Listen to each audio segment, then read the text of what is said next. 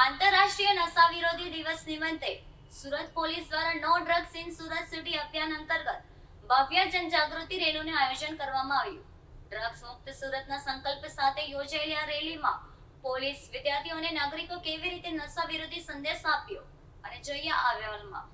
આંતરરાષ્ટ્રીય નશા વિરોધી દિવસ નિમિત્તે સુરત પોલીસ દ્વારા no drugs in Surat city અભિયાન હેઠળ પાલ આરટીઓ થી અડાજણ સર્કલ સુધી ભવ્ય જનજાગૃતિ રેલી યોજાઈ.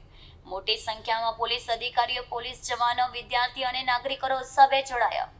રેલી દરમિયાન હાથમાં પ્લે કાર્ડ, બેનરો અને જાગૃતિ સૂત્ર સાથે નશા વિરોધી સંદેશ આપવામાં આવ્યો.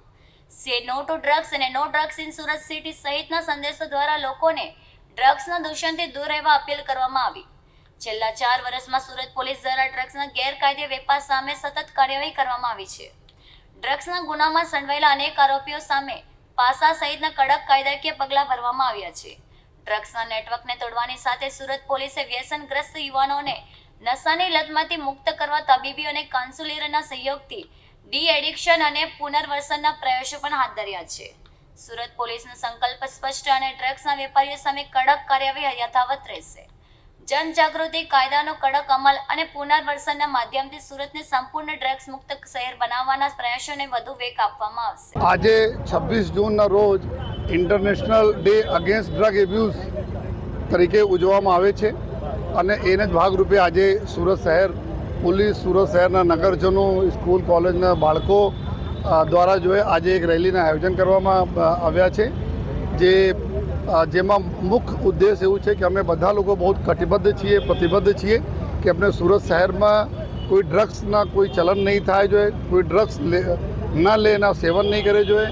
અને જો નો ડ્રગ્સ ઇન સુરત સિટીનું એક અભિયાન સુરત પોલીસ દ્વારા ચલાવવામાં આવી રહ્યા છે છેલ્લા 4 વર્ષોથી આમાં આપણને ખૂબ સફળતા પણ મળી રહી છે.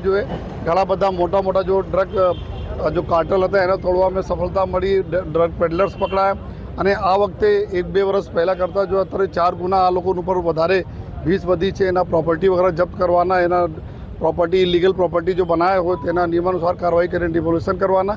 આ બધી કાર્યવાહી, સખત કાર્યવાહી પોલીસ તંત્ર તરફથી કરવામાં આવી રહ્યા છે. પરંતુ અમે એટલો સહયોગ પ્રજાજનોનો જોઈએ, અમારા મીડિયાના મિત્રોનો જોઈએ, કારણ કે કે એક અવેરનેસની બી જરૂરી છે કે એના ઉપયોગથી શું શું નુકસાન થાય છે, શરીર કેવી રીતે ખતમ થઈ જાય છે, પરિવાર પર કેવી રીતે સોશિયલ સ્ટિગ્મા લાગે છે, એના બી અમે લોકો અવેરનેસ કરીએ છીએ. અને સાથોસાથ એક્શન અને એના પછી રિહેબ કરવાના, આમાં ફસાય છે એના કેવી રીતે બહાર લાવી, એના બી અમારા એસઓજીને એક ટીમ રિહેબના કામ અહીંયાના ઘણા બધા ડૉક્ટર્સ અને રિહેબ સેન્ટર સાથે મળીને કરી રહી છે. અને અમે લોકો એકદમ કટિબદ્ધ છીએ કે આવનાર દિવસોમાં ઓર કડકાઈથી એના ઉપર અમે લોકો એક્શન લેતા રહીશ.